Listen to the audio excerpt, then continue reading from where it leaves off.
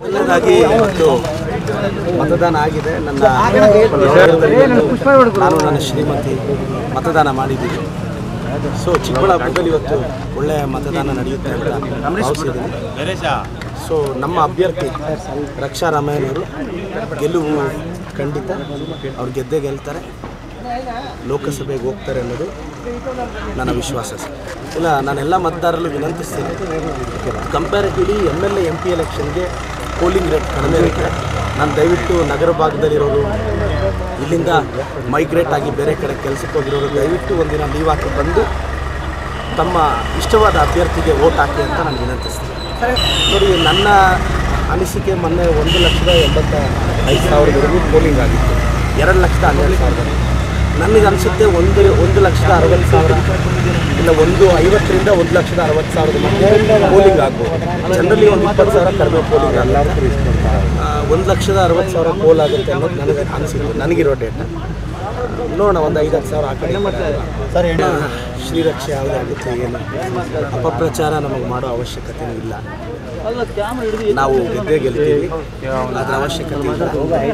ನಾವು ಏನೆಲ್ಲ ಮಾಡಬೇಕು ಕಷ್ಟಪಟ್ಟಿದ್ದೀವಿ, ಬೂತ್ ಸುತ್ತಿದ್ದೀವಿ, ಮನೆ ಸುತ್ತಿದ್ದೀವಿ, ಜನ ಆಶೀರ್ವದಿಸ್ತಾರೆ. ನಾನು ಇವತ್ತು ಹೇಳ್ತೀನಿ, ಚಿಕ್ಕಬಳ್ಳಾಪುರದಲ್ಲಿ ನನಗೆ ಇಲ್ಲಿ ಬಂದೇ ಬರುತ್ತೆ.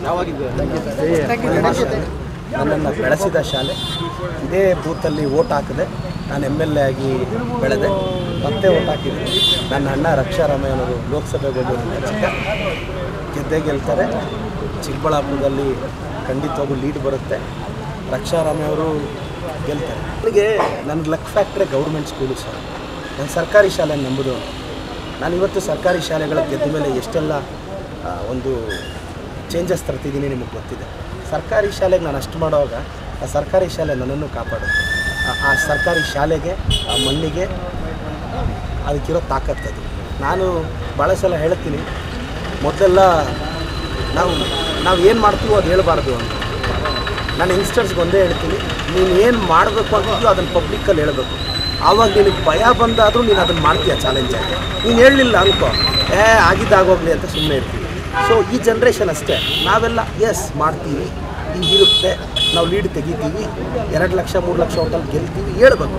ಆವಾಗ ಏನಾಗುತ್ತೆ, ನಾವು ಇನ್ನಷ್ಟು ಶ್ರದ್ಧೆಯಿಂದ ಕೆಲಸ ಮಾಡ್ತೀವಿ. ನನಗೆ ಅನ್ನಿಸ್ತಿದೆ ನಾವು ಒಂದು 23 ಸೀಟವರೆಗೂ ಗೆಲ್ಬೋದು ಅಂತ.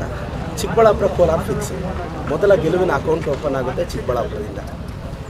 ಹೇಗೆ ಅಂತ ಕೇಳ್ಬೋದು. ನೋಡುಗರಿಗೆ ಅನಿಸ್ಬೋದು ಇದು ಓವರ್ ಕಾನ್ಫಿಡೆನ್ಸ್ ಆಯಿತು, ಈ ಒಂದು ಅತಿ ಆಯಿತು, ಅದು ಇದು ಅಂತ ಅನ್ಬೋದು. ಪರೀಕ್ಷೆಗೆ ಪ್ರಿಪೇರ್ ಆದವನಿಗೆ ಎಕ್ಸಾಮ್ ಹಾಲ್ಗೆ ಒಳಗೆ ಹೋಗುವಾಗ, ಅಣ್ಣ ನಾನು ರ್ಯಾಂಕ್ ಬರ್ತೀನಿ ಅಂತ ಹೇಳಿದ್ರೆ ಇನ್ನೂ ಇವನು ಎಕ್ಸಾಮೇ ಬರಲಿಲ್ಲ, ರ್ಯಾಂಕ್ ಹೆಂಗೆ ಬರ್ತಾನೆ ಅಂದರೆ ಓದ್ಕೊಂಡು ಹೋಗಿರೋಣ ತಾನೇ ಹೇಳೋಕ್ಕಾಗೋದು. ಯಾಕೆ ಎಲ್ಲರ ಕೈಯಲ್ಲೂ ಚಾಲೆಂಜ್ ಮಾಡೋಕ್ಕಾಗ್ತಿಲ್ಲ? ಆ ಭದ್ರತೆ ಇರುತ್ತೆ. ನನಗೆ ಧೈರ್ಯ ಇದೆ, ನನಗೆ ಲೀಡ್ ಬರುತ್ತೆ ಅಂತ ಗೊತ್ತಿದೆ. ಸರಿ, ದಯವಿಟ್ಟು ನಾನೆಲ್ಲರೂ ವಿನಂತಿಸ್ತೇನೆ, ತಮ್ಮ ಇಷ್ಟವಾದ ಅಭ್ಯರ್ಥಿನ ಆಯ್ಕೆ ಮಾಡಿ. ನಾಳೆ ನಿಮ್ಮ ಪರವಾಗಿ ಲೋಕಸಭೆಯಲ್ಲಿ ಅವ್ರ ಧ್ವನಿ ಎತ್ತಬೇಕು, ನಿಮ್ಮ ಕಷ್ಟ ಸುಖನ ಕೇಳಬೇಕು. ದಯವಿಟ್ಟು ವೋಟ್ ಹಾಕಿ. ನಿಮ್ಗೆ ಯಾರು ಇಷ್ಟ ಆಗ್ತಾರೋ, ನಿಮಗೆ ಸೂಟಬಲ್ ಅಭ್ಯರ್ಥಿ ಯಾರು ಅನ್ನಿಸ್ತಾರೋ ಅವ್ರಿಗೆ ವೋಟ್ ಹಾಕಿ. ದಯವಿಟ್ಟು ವೋಟ್ ಮಾಡಿ. ತಮ್ಮ ಆಯ್ಕೆ ಅಭ್ಯರ್ಥಿ, ತಮ್ಮ ಭವಿಷ್ಯ, ತಮ್ಮ ಪರವಾಗಿ ನಿಲ್ಲೋರು, ಕಾಳಜಿ ವಹಿಸೋರು, ದಯವಿಟ್ಟು ದಮ್ಮಿರೋ ಲೀಡರ್ಗಳಿಗೆ ವೋಟ್ ಹಾಕಿ. ಕೇರ್ ಮಾಡಬಾರ್ದು. ಪಾಲಿಟಿಕ್ಸಲ್ಲಿ ಡೇರ್ ಡಿಸಿಷನ್ ತೊಗೊಳ್ಳೋದು ಬೇಕು.